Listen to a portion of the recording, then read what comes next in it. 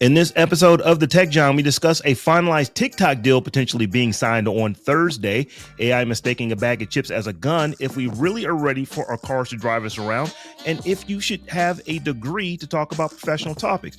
Got all this, a spotlight, and more for you in episode 200 of the Tech Jawn. From Columbus, Ohio, I'm your host, Robb Dunewood. And coming out of Philly, it's your girl, Tech Life Steph. And Steph, we were just talking about this. It's just the two of us. It's been a minute. I think the two of us have only done a show, just the two of us, just once. We've always had a guest when Terrance has been out. So he had to, he's doing some home improvement stuff and has a lease on some stuff that he had to turn back in today, or he's going to get charged for it. So he's like, I'm getting done today. I'm getting done. He was supposed to be done this weekend, but he's like, I'm getting done today. Because depending on what he rented, what sort of tool he rented, that could be a grip. So I ain't mad at him. Like, let me finish this up and get this thing back to Home Depot. Yeah, so we don't have any AKAs or anything like that for you. But it is just a two of us episode with Tech Life Steph and Robb. Like I said, I'm excited to do it because we just haven't done it. It's not our regular thing. So it's going to be interesting to see how the conversations go today. And before we do, I do want to let folks know that if you would like to support the show, one of the best ways to do so is by becoming a patron. We've got a brand new patron. Adrian Hemsworth has become a patron of the Tech Jawn. And she did so by heading over to thetechjawn.com/Patreon. And she signed up for one of our tiers over there. So Adrian has joined the family. Thank you for supporting the show the way you do. And we'll talk a little bit more about that at the end of the show. Thank you, Adrian. We appreciate you. But let's go ahead and get started. As I said in the little intro to what we're talking about, Trump and Xi, President Trump and President Xi of China, they are supposed to sign a deal on Thursday. It seems like the TikTok deal has been finalized. Something will be signed on Thursday. Now, that doesn't mean that on Thursday we now start using a US TikTok. I think they're a ways away from actually getting all of that tech done. But the deal has been finalized, and these two folks are supposed to sign it this coming Thursday. So that could mean that we will be having a US version of TikTok coming up in the not too distant future. That's the news of it. Steph, what I really wanted to talk to you about on this is I certainly hope TikTokers have a backup plan, because y'all have now had over 9 months to get ready for this. I think that TikTok went down was on the 20th of January. We 9 months later. It's the 27th of January. So you had basically 9 months and a week to prepare for something. And the reason I say that is because maybe it's just me, but I don't trust US TikTok. I just don't. No, I just don't. No, and I don't think we should. I mean, no, I'm sure they will sort of frame it in terms of the algorithm and whatever, but it's going to be probably a lot of suppression of content, especially content that dissents against whatever this current administration is doing. It's been happening already across platforms, and this is not going to be any different. So it's just interesting, though, that we never seem to get any details. Like this has been something that has been coming and pending for quite some time. And even now, the Secretary of, who's this guy? The Treasury Secretary, Scott Bessent, he was in Madrid. He said they were working on a deal. He was in Malaysia or something like that. He said, we reached one in Madrid, and I believe that as of today, all the details are ironed out, and that will be for the two leaders to consummate that transaction on Thursday in Korea. He declined to discuss the details of the agreement, but added, my remit was to get the Chinese to agree to approve the transaction, and I believe we successfully accomplished that over the past 2 days. Not that I don't think this is going to happen, but I feel like, all these details being so thin and vague, I don't know what the end goal is, but it feels suspiciously like they're trying to drag this out for some reason, and I don't know what the reason might be, but the idea that we just can never seem to get any of the deal, the details of this alleged deal that's supposed to be happening it's just interesting to me. It's just interesting. I like I said, I don't know that means it's not going to happen, but is it? So You know what I mean? So here's the thing. regardless of what the deal is, let's say that they have the deal, it's all buttoned up, the deal looks on paper like what you would expect this deal to look like. Rob, this is just Rob saying this. I just don't trust it. No, I'm going to be you completely can't. honest right now. You can't. I believe that we have a administration, and I don't be. Let me just say this: I don't believe I'm the first person to believe this about this administration. I don't believe that I'm the first person to believe this about any administration. But I personally believe that we have an administration that is antagonistic to my well-being. And Hmm. like I said, that's my opinion. Other people clearly have different opinion because we have the administration that we have. But I just don't trust this. I don't trust it like I don't trust X, which is why I'm no longer on X. I've never trusted Truth Social. I've never created an account there. Not even as a, and I'm doing the air quotes for folks who are not watching right now, journalists. But I do Right. talk about tech every day on the internet.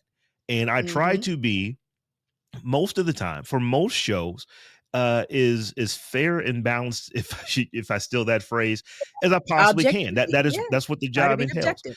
And even with that, I was like, no, I'm never going to talk about Truth Social. I think it's a propaganda. It's a piece of propaganda. I have no desire to put any of my personal information into that, or even create fake information to put in there. I will simply Right. just have to back myself away from any of those conversations. Even though I'm not a big user of TikTok, I do have a TikTok account. Every now and again, I will go in and look at TikTok and say, "Oh, this is interesting," these kind of things, so that I can report on it. But I'm not a big user of TikTok. But there's nothing about this But deal that's see, making me I say, "Oh, am. now that it's U.S. owned, or at least partially U.S. owned, I want to go and put my information in there and start believing what's coming out of TikTok." I just don't feel that way. And that's the thing, I am. I don't post a ton on there. I mean, I'm sort of on hiatus from content creation in general. When I do post content, it does, usually make it to that platform as well. But I am a big consumer of the content on TikTok, absolutely. And just as far as a lot of the political stuff, social justice, kind of all of that sort of, like, I follow a lot of those accounts. I'm always looking to repost information from there from credible sources and things like that. So, yeah, I don't have any faith in what TikTok is going to look like post this deal, because it looks like under the terms of this executive order, TikTok's US operations, including recommendation algorithm, source code, and content moderation, will come under the control of a new board of directors, with Oracle becoming responsible for security operations. So I guess my question, and maybe, I just don't understand my civics the way I thought I did, is how is an executive order able to override an actual law? Because you don't have Congress fighting it, maybe. I Technically, I don't think an executive order can Eh, override a I law, didn't think it was supposed to but be able to, and I'm pretty sure that sale of TikTok got signed into mhm, law back in the Biden administration. And how do we get an executive order to override uh, a law? because we actually are able to pick and choose which of these laws we Well, want to I enforce. guess the law was that it had to be sold. Mhm. So I guess this is actually doing what Um, and, it was and supposed there to are do. actual Congress people on both sides of the aisle who still have a lot of trepidation about this deal, for the very reason that the algorithm is not our algorithm. The algorithm is being licensed to us, which means it is still ByteDance's algorithm, which means that the Chinese state, if they choose to do so, can have their handprint all within that algorithm and do what they want to do with it. Now we are going to license it, and we're going to go through all the code and all this and all that. But I think that some folks are saying, but that does not meet the criteria for the law. But For the and to law, be right. fair, I don't want to make it seem like the current administration is the only administration to put executive orders in place that overrode actual laws that were sitting there. It really goes to what laws do you wish to enforce, and if you basically are the executive and you also have a a legislative branch that will just do whatever And a you want it to judicial do, branch. and a judicial branch that just will do whatever you want to do, then some laws can be set aside. An example would be, we still have miscegenation laws on books in some municipalities in some states in the United States. You can get married to whomever you want, wherever you want in the United States. The reason is because these municipalities that still have those things on the books, they just choose not to enforce those Right. laws. Just decide to look the and other and way. every now and again you'll have something pop up to where this person, no, I'm going to go by the letter of law and I'm not going to actually do this, and then they usually get overwritten by a judge, or they'll say, no, we'll just go to somebody higher than them that was elected as compared to being appointed, and they will actually sign off on the marriage license. But that still exists. I think that when you look at what's happening with TikTok here and how we've been able to have executive order after executive order, is that we're going to put these executive orders in place as long as there is no one who is fighting the executive order. As long as no one is saying, to Apple and to Google, if you allow these things to continue to exist in your app stores, we're going to come after you. If we've actually put an executive order in place saying that this administration will not do that. So I think that technically this app should not be running in the United States right now. But like I said, we have chosen not Right. to enforce the law until we get to this Right. point. So And honestly, again, I have to go back to just the idea of this framework of a deal, because we don't know what this deal is. They keep saying there's a deal, but it's all contingent upon, I think, more than just this particular agreement. They had been negotiating tariffs and a mhm. lot of other things that at any point in time, China can just say no and this whole thing falls apart. So I I don't know. I don't know. I just get a sneaking suspicion that we're not going to see this deal happen um in the near term. I just don't you see it you happening, you you honestly. could be absolutely right. And I I'm don't see it I'm just, happening. regardless of whether it happens or not, I just don't trust it. In fact, I actually believe that we're already seeing it. But I think that it will definitely be the case with TikTok if this deal actually does go through and they build what they say they're going to build. I think that with TikTok and with other social media platforms, we're going to start seeing a new spin on digital segregation. Now, we've always seen it because of the digital divide. It was more because people who had access to the internet easily were able to access the internet. They had advantages Mhm. over folks who didn't. So you would see, a bit of segregation there. Is basically the haves and the haves not. But now I'm starting to see it as, you're woke, therefore you're banned. You're woke, therefore, I don't like woke posts that make me look bad.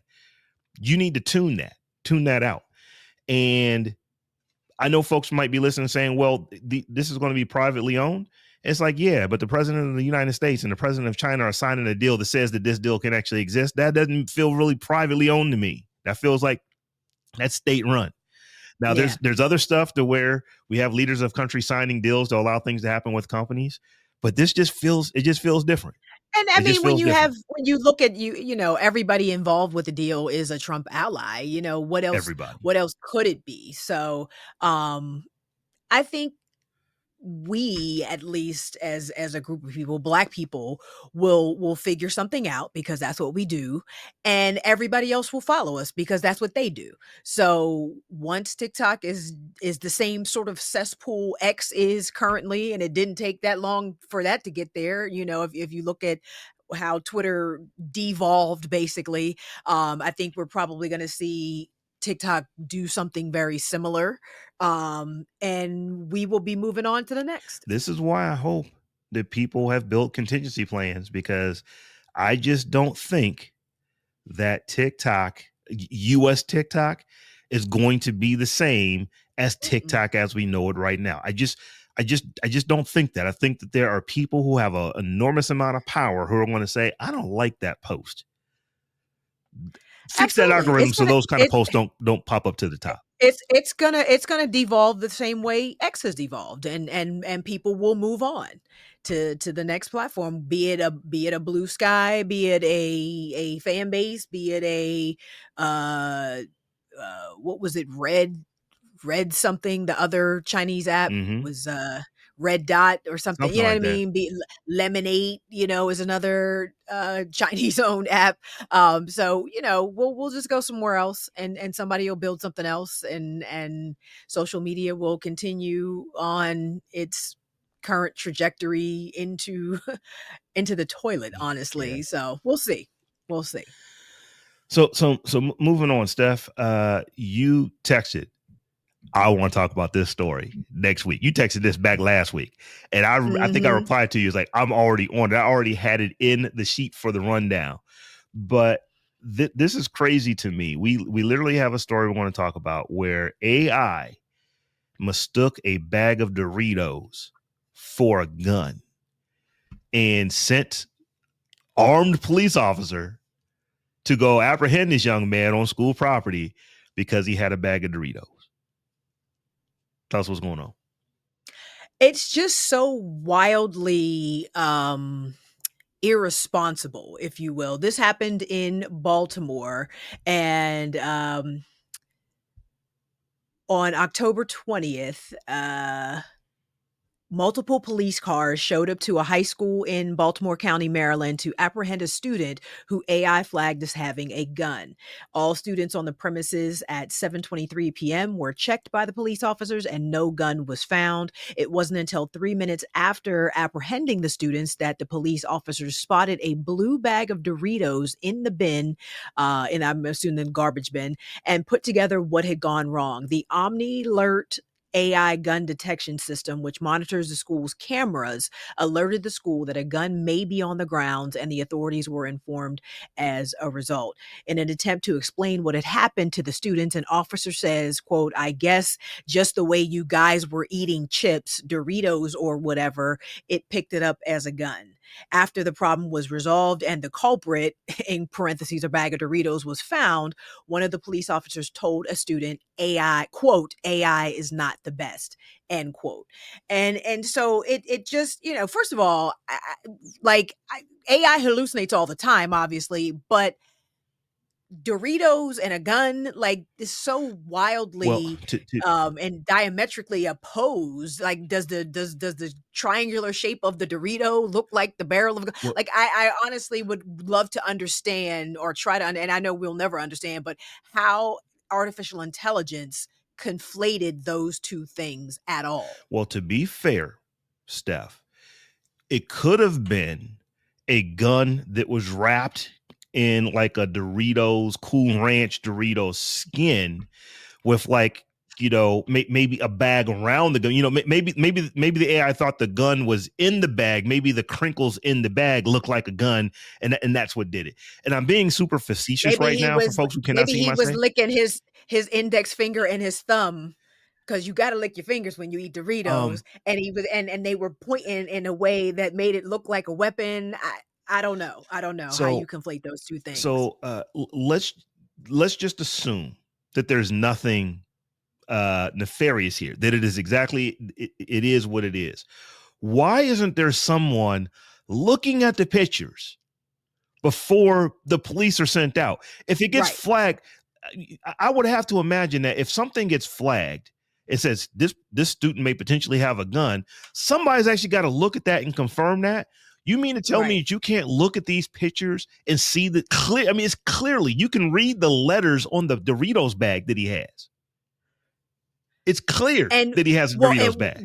here's what the company says. A spokesperson for OmniAlert told CBS, quote, "Within moments, the event was marked as resolved in our system. OmniAlert's involvement concluded at that point, and the system operated as designed, detecting a possible threat, routing it for human review, and ensuring rapid, informed decision making." Baltimore County Public School Superintendent Dr. Miriam Roger claims, quote, "The program did what it was supposed to do, which was to signal an alert and for humans to take a look to find out if there was cause for concern at that moment." So y'all clearly didn't do that, because if you had looked at what the camera saw that caused the AI to be triggered, you would have seen that there was nothing there. There was no cause there for the police law enforcement to be called. So, that step that they both keep saying is in the middle there between the time the AI sees something and the time the police are called, where it's supposed to be human review. It does not appear that that got done, because I don't know that you look at the video, see a bag of Doritos, and still decide to call the police anyway. And it's just like, again, just so incredibly irresponsible, because they probably just relied on the AI, which everybody is doing these days, just, you know, taking for granted that the AI is going to be correct without double checking it, because it's intelligence, it's a computer. Of course it knows what it's talking about, and letting the computer tell you that you better call the police because we just spotted a gun, instead of actually looking at the tape to see that it was Doritos. And it's just like that. In this day and age, when police are only taking one point, how many seconds did they take before they shot Tamir Rice? Like I three, don't no, no, I think it was 2.5, wasn't it like 1.2 to less 1.2 than to 2 1.7 seconds, seconds or so? less than 2 seconds before they shot at an 11-year-old child. But you gonna call them on this before you look at the video to see that it was a bag of Dorito. Like, it just is I would sue them. Honestly, I would absolutely sue I certainly hope that the company and the school district, because it's just incredibly, incredibly dangerous and irresponsible of them to have this have been the outcome of this interaction. It should have never yes, happened. this is one of those situations where I absolutely hope that a lawyer has contacted this young man and his family, and that they are absolutely going to go and sue this company for as Yes. many millions of dollars as they could possibly get out of And this that damn company, school district. and send the school district for implementing the system. Everybody needs to get sued. And there are people who are saying, but the system worked like it was supposed to work. That, no harm, no foul. The police got there, figured out that he didn't have a gun, and then they released him and let him go. Yes, after they had him at gunpoint on his hands and knees, getting down with his Right. hands in the air, and is handcuffed while they investigate. Oh, he was just eating a snack. So let's traumatize this child Yes. for the rest of his life before we do our jobs, when we should have done our jobs before we traumatize this child. It's like, you're supposed to Omni Alert is intended to flag any problems to higher authorities, who are then supposed to manually check suspicious activity, and their job is to verify real threats. So, like I said, if you had looked at the video, and taken any time at all to look at the video to see him throw a bag of Doritos in a garbage can, or whatever, however they determined that this was a potentially threatening situation. Like, had you looked at that video, you would have seen the difference. And it just sucks, because we have to be grateful that it wasn't worse, and that this boy wasn't killed as a Yeah. result of a bag of Doritos. But we shouldn't have to feel grateful for that. You know what I mean? It just should have never freaking happened. It should Never it happened. should never happen. So it's in Baltimore, right? I think is it Yes, Baltimore Baltimore County? County. So that's not the Yes. city of Baltimore, but they're close. It's Baltimore. Mhm. So there's a lot of black folks in Baltimore. So the Right. question is the system working like you intended to work? Now this is where I'm going to go a little bit off the rails. You might have to pull me back in on this, but do you think that they would have got to this young man and then ran his information, if he would have had, let's say, an outstanding warrant, or if he would have had something on him? Let's say he had a bag of weed in his in his pocket or something like that, because we know the high school students are smoking, but he had that in his pocket, and the only reason you search through his pockets is because the system erroneously said that his bag of Doritos looked like a gun. Are they going to then Mhm. not enforce the laws that are on the books with that? Are they going to, oh, you know what, this, we're going to get you on a warrant for this because this warrant is outstanding, or you shouldn't have this on you, so we're going to we're going to have to take you in because you got these things. And these arguments, people are saying, well, you shouldn't have any of that stuff, you wouldn't have to worry about any of that stuff. But the fruit is tainted. You used AI that clearly showed that this dude had a bag of chips, and you Mhm. said looks like a gun. Now this is something that we have to, as black parents, now teach our children. Like, hey, you know what, in this AI world, you can no longer hold a bag of Doritos with your index finger and your middle finger, because that's what the police are saying. Well, this is why it looks like a gun. I don't have a Right. bag of chips with me, but for That's those what who I'm are saying. watching, Like he probably was like licking his he literally fingers. was holding the bag with like his finger, like his index finger and his forefinger, and had his thumb out. So from that standpoint, it looks like he's making the gun sign. So Do you know the that's stretch that I'm insane. going through right now to That's actually say that insane. this is what this AI thought? So can you literally make the gun sign with your hand, and AI thinks you have a gun, and you will be And literally police will show accosted up by with, police officers right, at with gunpoint guns while drawn. they investigate whether or not your fingers are a lethal weapon or not. This is insane to It's me. absolutely insane. And And it speaks also to how um schools with larger minority populations are over policed, because there was a similar situation here in Pennsylvania, outside of Philadelphia, and it was the opposite sort of effect. I think it was a predominantly white school that had gun detection technology in the school but was not using it, and then somebody got caught with a 9 millimeter in class. And it's just like, and they not saying no names, they ain't showing no pictures, so we all know who that somebody was. But it just the dichotomy there shows just how schools with predominantly minority populations and schools without them are subject to scrutiny, and one is and one isn't, and this is what we get students of color being accosted for Doritos, but students in white schools being potentially victims of a mass shooting because you don't want to take advantage of the technology that you have and use it to make sure your schools are safe. So it just reeks either way. And I just want to read one last quote from the young man. He said, "Quote: Now I feel." Like sometimes after practice, I don't go outside anymore because if I go Mhm. outside, don't think I'm safe enough to go outside, especially eating a bag of chips or drinking something. I just stay inside till my ride comes. You know what I mean? So this boy already knows that he's a target, that he's not safe in his own, in an area, in a place where he's supposed to feel safe and comfortable. And I'm going to basketball practice or living life. I'm being a kid. Mhm. I'm being a fucking kid, and I don't even feel safe doing that anymore. And they took that from him. They robbed him of that. And oh man, when I tell you I would sue everybody I could think of to high heaven behind this, it just makes Yeah, no because sense. this young man is actually suffering trauma from this. He was assaulted. He was assaulted. If people think, well, they didn't shoot him, like that's the battery. The assault is the threat of being of harm being imposed upon you.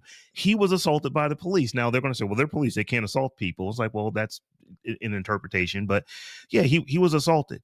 And I can from personal experience tell you that things that have happened to me more than 30, 35 years ago with the police, when I absolutely did nothing wrong, was I can't even say I was in the wrong place at the wrong time. I was just in a place where Just black. police were and looked like Right. I look at the time. Right. And things have happened that is for those same 30 to 35 years. I personally do not interact with police while they are on duty in any form or capacity when I can avoid it. I don't say, hi, Mhm. how are you doing? I don't go up to you to shake your hand. Now, some folks saying, Rob, that is really extreme. I probably suffer trauma. I probably It should talk is to what it somebody on is. this. It's like, but here's what I know. If I'm not having a conversation with you, you can't hit me up for the conversation that I didn't have. So Right. I'm not trying to help you with your investigation. I'm not trying to, you don't need to know how my day is going. It could be going great. It could be going horrible. Neither one of those things are any of your business.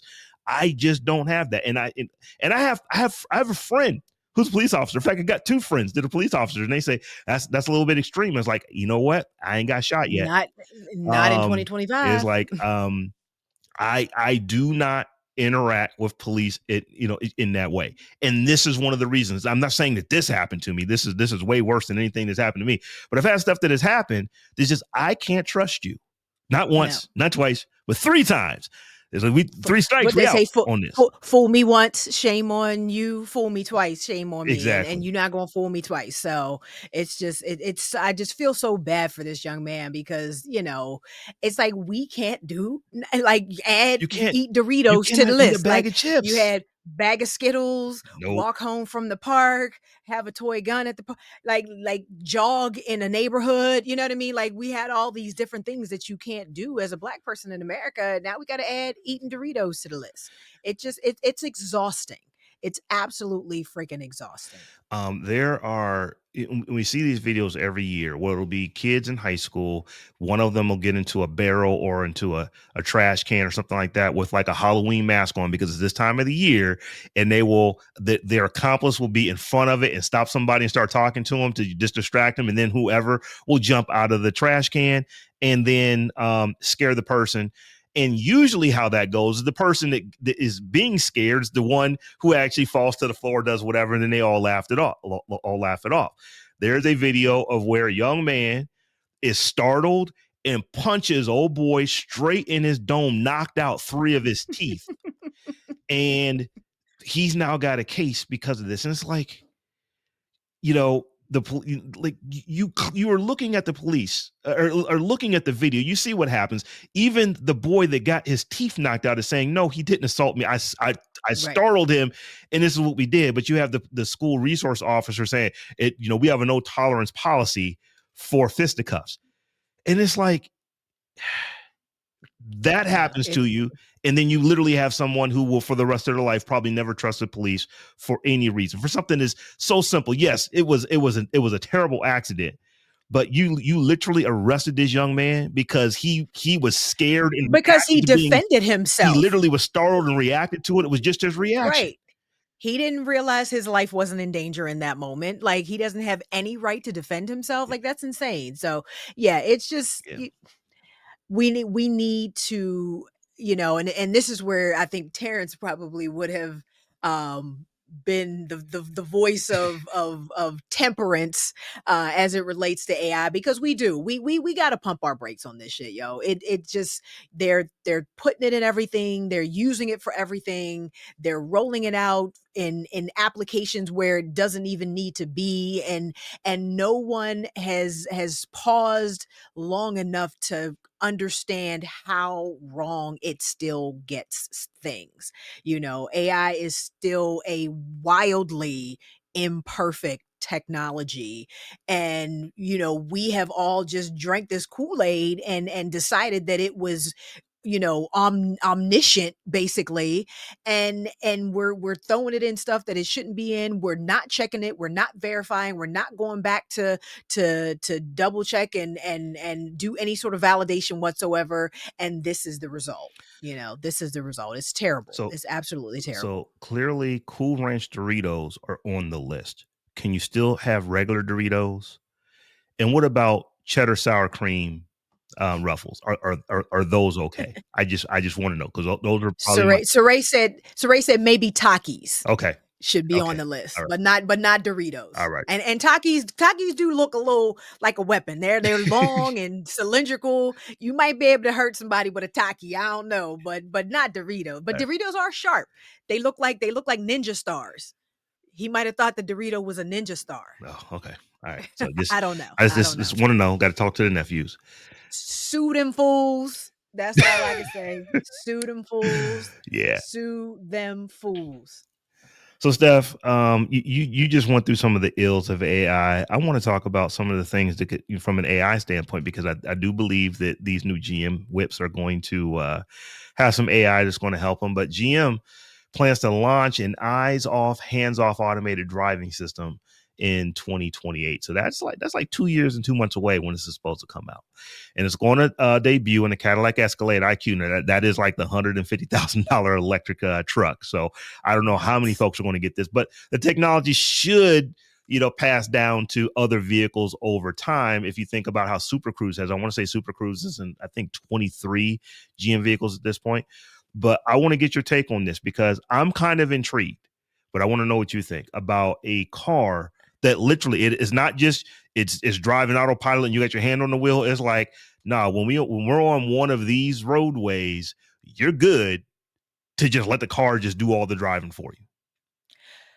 Why are you in the car if you don't want to drive? Like, get on the bus. Honestly, like I just think these tech types of technologies are solutions looking for problems. I reject the notion that we've become this either lazy or distracted. No one's that busy that you can't be in your car doing work. And if you are, then you need to be in an Uber. So you can sit in the back and do whatever it is you need to do that would preclude you from paying attention while you're on the road. Like this, I like I said, I was going to the doctor's today and I drove by, I was riding up the highway and I drove by someone in a Tesla that had to have some sort of self-driving thing Mm-hmm. going because she's literally looking at her phone trying to get in the shot. She's literally like this on her phone, like as if she was not in a car at all. She looked very Mm-hmm. comfortable, like and I'm just like, why are you out here?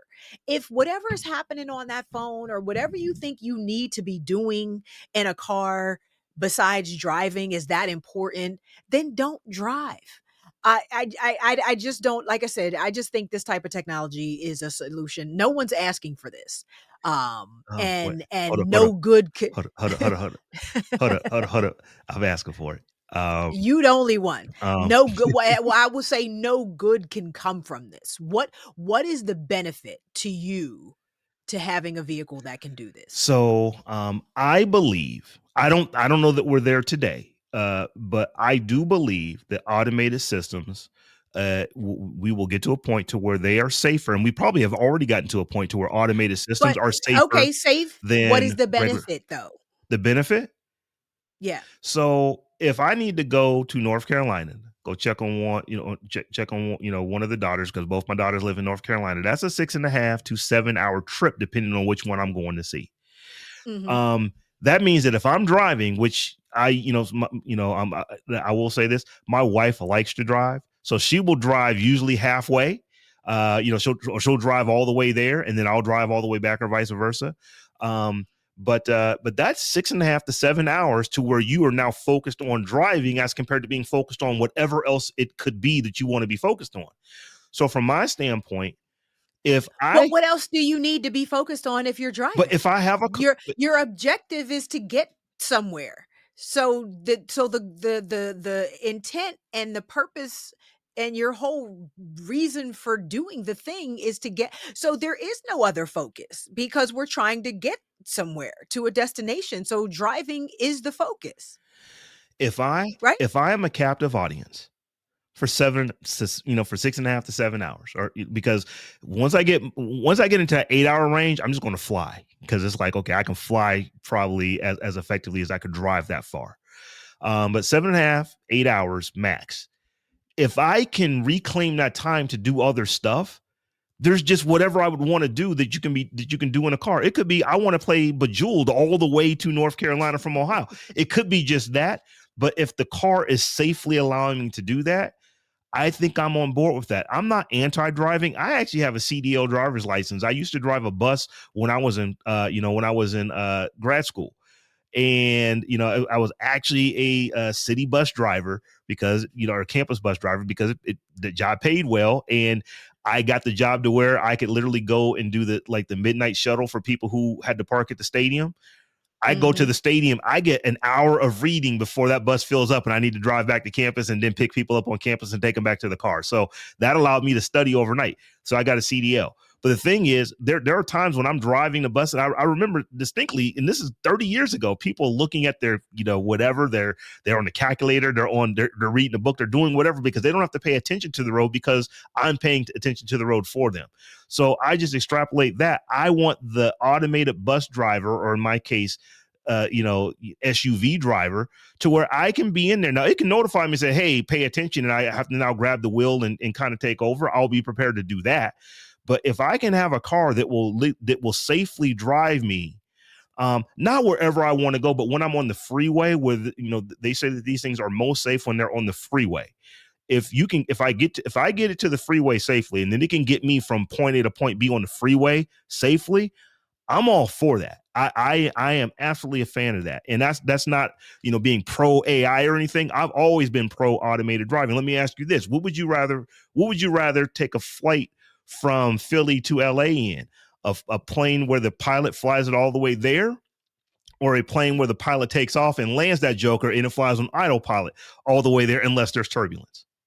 I feel like that's a different animal though. There are other planes in the sky, yes, but I think that's a different.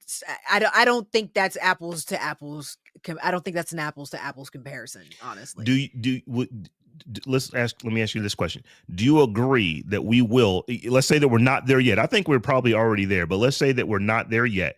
Do you agree that there will come a time that when an automated car can drive you more safely than a person could? I don't know, Mm. honestly. I hesitate. I just think, I mean, granted, user error is a thing as well. Human error is a thing. There are millions of, or at least hundreds of thousands of car accidents that happen every year on our highways. But I just feel like, and it could just be my type A, the way my type A is set up, and not willing to relinquish that level of control to a vehicle and a computer. Um, I think the I don't know. I don't know. So, and to be clear, so I don't I know. want to tell a little story. So, my grandfather, born in 1906, passed away in 1987. So, I think he was 81, and but he was living long enough to where it was the law in Ohio that you had to wear a seatbelt. And this dude wasn't putting a seatbelt on because he remembers when he was younger that somebody had their seatbelt on in the, I think it might have been in Korea or something like that, in a Jeep, and the Jeep caught on fire and they couldn't get the seatbelt off and they ended up burning up, not because of the crash, but because they got burned up in the Jeep. And he's like, I want to be thrown clear. I'm never wearing a seatbelt, and he never did. In his mind, it was seatbelts make you less safe, not more safe. Now, when we go and we look at all the data, my grandfather, and I would never tell him this to his face if he was still here. It'd be kind of weird because he'd be, well over 120 years old at this point, but or close to it, 119 years old at this point. But I would never tell him that he was wrong to his face. But I can say this on the internet: my grandfather was wrong about seatbelts. Seatbelts make you significantly more safe in a car than not being in a car. You never want to be thrown clear from the car. When Well, there's because an if you're getting accident. thrown, that means you're going through the windshield. Exactly. And probably and through whatever else is in front of you or near you, or what's happening. But it was just, he'd always driven the way that he's driven, and he had personal experience of someone that, at least a story that he was told of where someone wrecked a Jeep, and that Jeep caught on fire, and they were alive but they couldn't get the seatbelt off, and that's what they succumbed to the fire, and not the actual crash. So I get that. Mhm. But I also wondered, are a lot of folks who have the opinion that you have, are they thinking like that? Because you had to think about it. Do you think it's safer? Um, at least you're saying that today, maybe not, but I think would you agree that eventually these things will be safer to do, to drive, than it will be There for could humans to drive? there could come a time. I mean, well, I think what you do is you eliminate, hopefully, you take you're taking a lot of you're taking a lot of that human. I don't necessarily say if you're doing a direct apples to apples comparison, it's safer, but I think you're taking a lot of the you would be taking a lot of the human error out of it. So you would be taking out distracted driving, you would be taking out drunk driving, you Mhm. would be taking out all those sort of more extreme scenarios where a human Just you shouldn't not be being a good operating, driver. yeah, should not be operating a motor vehicle. So if you are eliminating all of those things in favor of a computer that could do a better job in those instances, then yes, maybe. But I don't think, like I said, if you're going straight computer, honestly, I don't think necessarily that a computer is going to be a better driver than the most attentive human driver. I just don't think so. I think there are too many variables Mm. on the road while you're driving that a computer just would not be able to account for, honestly. And I just don't see it. we definitely hear those things. We hear about the Waymos getting stuck in, it may not have been Waymo. Let's just say the robo taxi getting stuck in a drive-through parking lot because the drive-through, I think it was a Chick-fil-A, maybe, and it just got really crowded and it didn't know what to do. So they literally had to have somebody that, the And person in who the was car. the brother that got caught trying to come from the airport and he kept going and he almost missed his flight because there was a story, a brother was in a Waymo and he was either going to the airport or coming from the airport and literally ended up in this car for like an hour because it just kept doing something wonky. Okay. So like So, that's what I mean. I'm like, I don't know that we ever solve for that completely. and I will concede that point on first mile, second mile, third mile. But when that highway driving, for the most part, the studies that I've been looking at, because I am in the market for a new car. I'm not going to be waiting until 2028 when this comes out. So, I'm probably not going And to be I getting would a hope, Cadillac Escalade I either. mean, not that I So, yeah, right, I was like, not that I wanna be in your pocket, but I was like, I hope $150,000 ain't your car budget, because that's just crazy. um, we'll talk when I get a new whip. We'll see. But that being said, like, I have an aunt. My aunt, I love her to death. She cannot parallel park to save her life, and I'm talking about somebody who, for years would probably have an accident or two a year trying to parallel park when she could not find parking that was not on the street until Mhm. she got a whip. I can't remember what she got. I'm pretty sure it was a Buick, but her car, and this is One of years the ago, ones that it parks just parks it. It for just parks itself. She yeah. takes her hand off the wheel and it just does it. You know what she's never had since she's gotten this car? And she said, I will never get a car that doesn't do this again. She's never had an accident parallel parking again. Never again.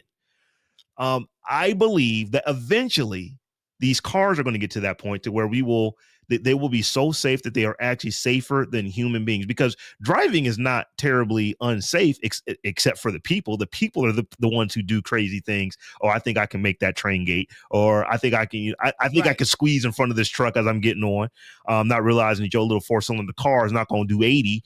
It's not going to go from 60 to 80 in the 1 second that you have to get in front of that truck. If those things were eliminated, driving would be so safe. Well, here's the thing: these autonomous cars, they eliminate almost all of that.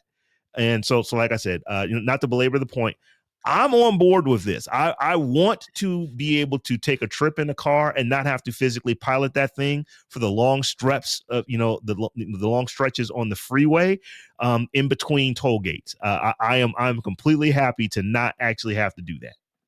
Yeah. That's just me. I don't know. Like I said, it's likely just me. But yeah, I don't know. I don't know. So if this last story, you stuck this one in here, and you asked the question, uh, we need this here, or do we? And you're talking about some of the news is coming out of, reports in China that they have passed a law, or potentially going to pass a law that requires you to have a college degree in order to be able to talk about professional subjects. Should we be doing that here? And I feel all I kind of ways about mean, this, but I want to get your take on it first. like low key, I'm not mad at it. It would be interesting to know what sort of content needs to have this level of certification. Like, because, there are people now that aren't necessarily doctors that report on or create content around medical topics. Now they may not necessarily be giving medical advice. It's just like, "Hey, look, I saw this new study. This came Mhm. out, yada yada." Like as just awareness raising. So it's like, where is the line um being drawn on the type of content you can make as a professional versus as a non-professional? I think we do need some sort of guardrail in place because folks is getting jammed up in forex scams and Mhm. and cryptocurrency scams, and I think the financial piece, and then you got these celebrities selling these flat tummy teas and all these detoxes and all this different stuff. Everybody seems to be a fitness influencer these days, and I know probably a large portion of the people that even I follow don't necessarily have personal training certifications or physical therapy certificate, whatever the case may be. So I'm not necessarily against um and I mean, maybe that's on us as consumers, content consumers, to research the people we follow and vet them, and maybe we only are following the people that actually have the credentials, or we're only taking the advice from the people that have the credentials. But you know, in lieu of that, I don't know. I'm not mad at. I don't know that the government can should be doing it, but I feel like we should be able to have some level of trust in the people that we're following beyond just because they're cool and I like them and they're funny or they're good looking, or because that honestly, is the only reason we follow these people and listen to what they have to say. And it's just like we got to be a little more discerning in ourselves. And I don't know if government regulation is the answer, but something needs to be. So the answer to this question is no, we don't need this here. First Amendment. We are allowed to talk about what we want to talk about. At least today we are. We're allowed to talk about what we want to talk about and be as incorrect as we want to be on, on that topic. That is a First Amendment right. You don't have to tell the truth. You don't have to. But is spreading is spreading damaging and potentially life-threatening misinformation, isn't that the But same as yelling fire in a crowded theater? um potentially, possibly, but I want to be very careful on this. So let's go back to the story. So one of the things here that we do have to acknowledge is that there are reasons why China might want to do this. You have to have a degree or you have to be licensed in this area because that license comes from the government. And if you're saying stuff that the government doesn't like and you're licensed, they very easily can go after you and change your livelihood. So that's so and just reading through some of the comments and some of the things that the actual articles are saying, that's part of what's happening there in China. That at least today would not be an issue here. But I do get where you're coming from. We have someone who's running human, what is Robert Kennedy Jr.'s job? What is his The job? health the head of the health Health and and Human human Services. services. Yeah. And it's like this dude out of his mouth said, well, you peer review is not always a good thing because you leave opinions of lay people out. You had a president that said inject bleach for COVID. Yes. You know what I mean? So So like, there's so that. who, for the people who did that or considered doing that, when they die, who's responsible for that? Hmm. You know what I mean? So And how do we get, or how do we mitigate that? So there's that. Now, we do have rules. You cannot give medical information. In fact, the rules here in the United States for a lot of people who hold either they're a lawyer or let's say they're certified, they're a CPA or something like that, you don't really see CPAs giving financial advice on the internet if they are practicing because they don't want to say something to The someone, liability. then it's a Yeah. liability for them. So we kind of go the opposite direction of this. It is very rare that you're going to hear a doctor actually opine on what they think someone has. Like there are people who will tell you that they think, and they're very credible and say, I think that the president that is in office right now has actually had a stroke, and they go and they show all the things that, well, these people who had stroke, these are the kind of things that they do. They have trouble holding water in one hand. They have trouble walking downhill without needing assistance of a rail. They're not able to track themselves in space, so they tend to, like, whatever side they had the stroke on, they tend to veer to the other side until that part of the brain generates itself. And it's like there's a whole lot of stuff out there that says, oh, this could actually be true. There's a lot of signs, but you don't see doctors co-signing onto that because they're like, I did not examine this person. I can't tell you whether they've had a stroke or not. There's tests we can run that will absolutely tell us. I've run none of those tests. Therefore, I cannot opine on what I think may have happened. But you have people who have worked with them, physical therapists. I don't have that. I'm no longer working in physical therapy. I didn't forget everything that I learned when I was, but I'm not working there. And I can tell you, I work with stroke patients, and this is what, a classic stroke patient looks like if they've had a mild stroke. So those kind of Mm-hmm. things are actively being said. And here's the whole thing. I just actively said the whole thing. Now, I didn't say that somebody did or not. I'm talking about what somebody else did, but that's my freedom of speech to say that here's what other people are saying. And it tracks based off of what I know. I would not want that to go away. And that's what they're talking about taking away in China. So no, I don't want to be involved in anything like that. But it would be nice if we had a Surgeon General that actually was a surgeon, Just a doctor. saying. It would be nice if the head of the head of the education department, the board of education, actually could teach somewhere in the United States in a public school system. That would be nice. If It you would actually be had a lovely. this is a teacher who moved into this. It would actually be nice if people who actually headed up these areas actually had expertise in their areas. But that's not a requirement. It kind of used to be, but not until not I until the think last though, 12 years. It really hasn't been. and I mean, but I think though there, I hadn't, and not that there haven't been any cases, but I think people, there needs to be a way to hold people accountable to the things that they say, even though you have your free speech and all the rest of that. Um, I think especially, larger influencers with these huge followings, like I think there needs to be, you can't just come out your mouth in any old kind of way, all sideways, and not have to, I mean, I guess you're not in a sense, because I look at, Alex Jones, who has to pay like Hmm. jillions of dollars for, claiming that Santa Hook was a hoax. And that type of thing should be a regularly occurring thing.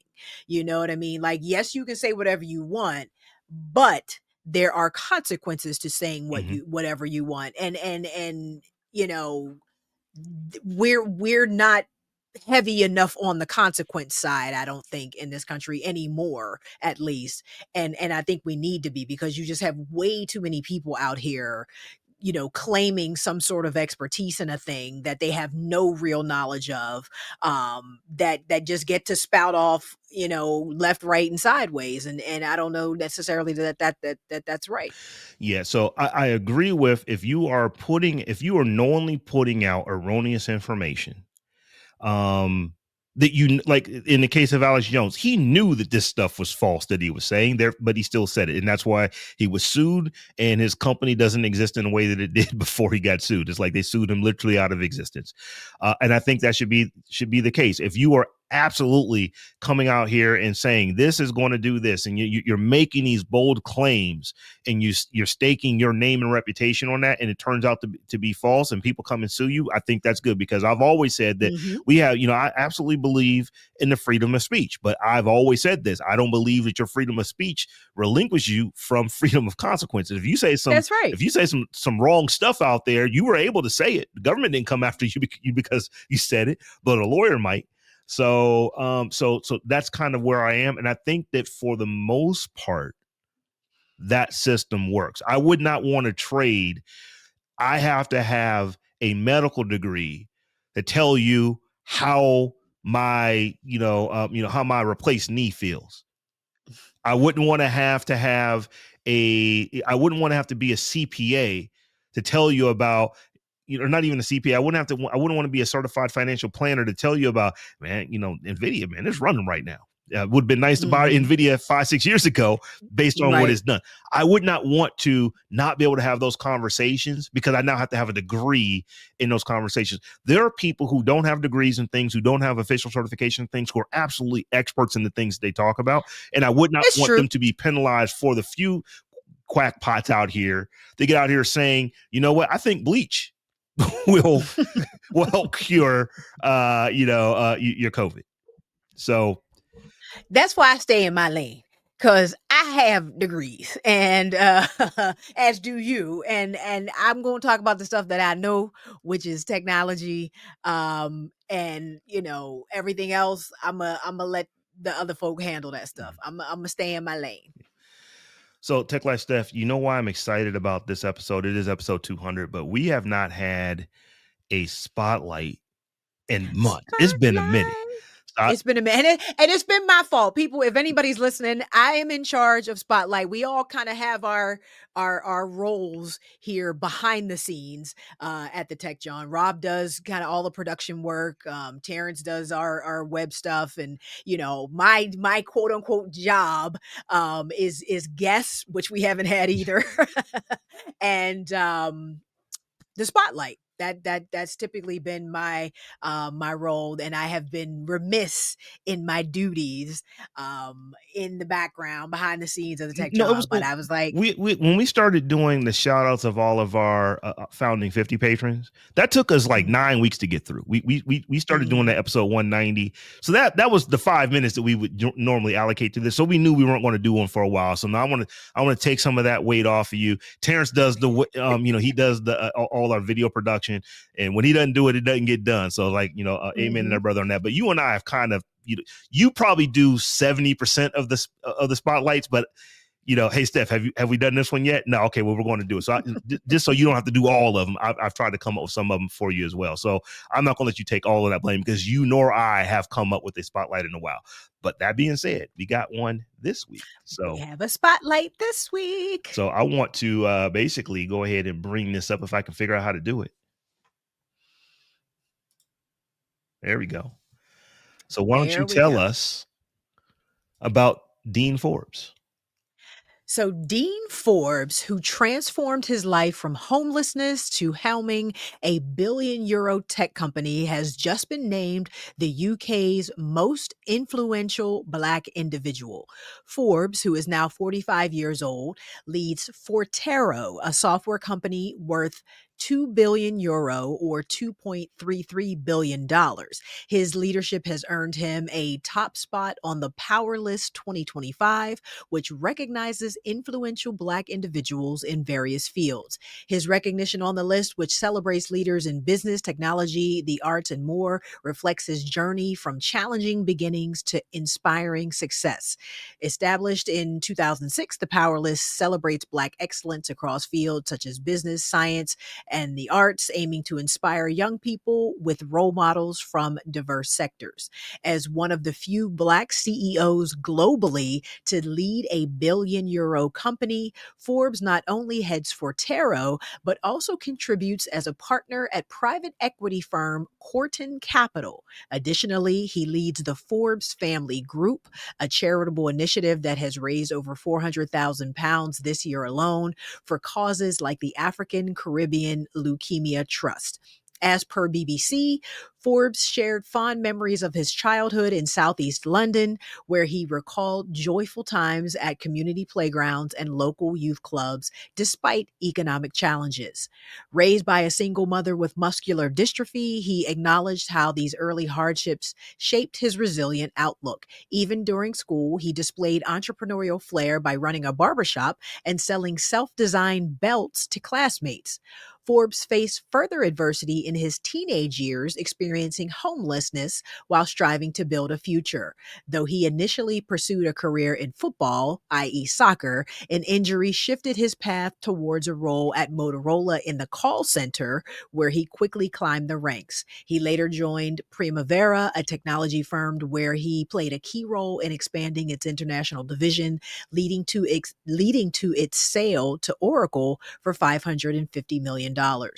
Forbes' ascent from adversity is central to his passion for inspiring young Black Britons to pursue diverse career paths beyond entertainment or sports. Although he claims that he has not encountered overt racism, he often finds himself as the only Black person in professional settings. He has leveraged this platform to advocate for greater inclusivity, even pausing meetings to encourage his team to bring in individuals who could benefit from exposure to high level discussions. This approach has enabled talented individuals to advance in their careers, a testament to Forbes' commitment to broadening opportunity. So, shout out to Dean Forbes over across the pond in the UK, doing big things as the UK's he usurped, I guess, Edward Enninful, who was the editor in chief of British Vogue, and super influential in England and Britain and the UK. He I think Dean Forbes was number 2 last year to Edward Mhm. Enninful, and now he's number 1 most influential Black person in the UK.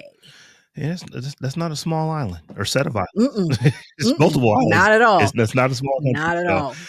that is impressive. Saray says, "Oh, international." It's like, yeah, we can. Listen, we It's like, get we the tech Jawn is global, baby. Come yeah, we on. got Black folks doing a thing with tech everywhere. And I'm just thinking, All around the he's world. definitely Fortune 2000, but he might be. I don't think he's in the Fortune 500 yet. He needs another billion on there, but he's getting close. It's got to be like maybe Fortune 1000 company. Mhm. That's Mhm. pretty big company. Nothing to sneeze at, baby. So Dean Forbes. So y'all, we are getting ready to close this show out, but I did want to just once again, thank our new patron that joined us, this week, and also want to let other folks know if you would like to become a patron of the show, just head over to thetechjawn.com/Patreon. There's multiple tiers over there, any one of which is going to get you access to our live stream and our after party. We're going to go ahead and get ready to do that in about 30, I would say 30 seconds, maybe about 90 seconds. We'll get ready to do that. So that being said, Tech Life Steph, tell folks how we can get at you. You can follow me all around the web at Tech Life Steph, or head to my website at stephaniehumphrey.com and sign up for my newsletter.